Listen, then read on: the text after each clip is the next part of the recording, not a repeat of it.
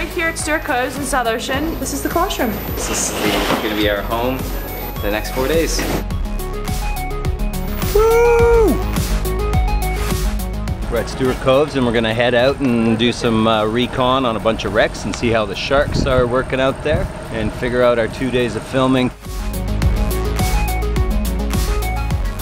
My name's Kirk Kroc. I'm the founder and president of Performance Freediving. Freediving resonates with me because it's getting rid of all the equipment. The inspiration for this episode goes back several years. We shot something called Defending the Vandenberg, and then a couple of years ago we did something called F3F Top Gun, and that's kind of where we drew on from here. It's fun. There's a lot of elements that you can really work on and stylize. My name's Liz Parkinson. I'm 33 years old. I am the amazing hero in this production, and Kirk wants me to look cooler than he is going to look, and naturally that's a given anyway, but we're just emphasizing that with my hairdo. One of the things we wanted to do was kind of give our enemies a little bit of something distinctive and flowing. So Liz, she created braids out the bottom of her hair. I had to put in these little spikes. We went to what was called the Vulcan Bomber, which was used in a James Bond movie called Thunderball, which was pretty cool and awesome. The thing that's really unique in how we're shooting all of this is that we're doing it all freediving.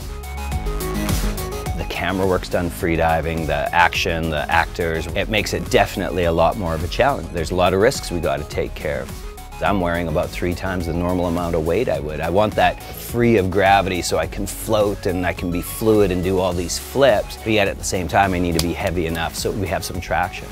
I'm going to shoot all of Kirk or Liz's intro parts first. Is there a preference? You choose. Why don't we start with Liz in the meditation? It's not like we had a whole scene shot list of what we were going to do and we spent weeks choreographing these punches, which gave you a freedom in the element that, you know, you do something that really felt connected. Had a lot of fluidity and kind of spur of the moment stuff that really lend well into this type style of shooting. So this is where we decide, let's get it on. Then we went to a wreck called the Will Lorry, which had the middle section of it was holds, so it had these bars and these deep holds, so the light shot in really cool. In this one scene where I kind of jump up to do this matrix kick, and twice I actually connected Liz pretty good. Day 2, we started off in the morning on a wreck called the Steel Forest, and it had a lot of railings and poles that we'd run up and down and jump across. We were trying to be really protective and be careful where we put our feet and not do any harm and destruction on the wreck. It's so much easier to pull down, use what we call free immersion. It just allows you to get down there more relaxed, your heart rate slower, and it extends your bottom time and your relaxation down there. In addition, we've been employing 36% nitrox on the surface for our breathe-up gas. We all notice that our recovery times are a lot more efficient, our bottom times are better. We're almost 80 feet in a wreck in an overhead environment, and you realize that everyone in that scene is basically on breath hold. You're inside something, and not only do you have to then get to the surface, but then you have to get out of where you are before you can get to the rope, before you can get to the surface.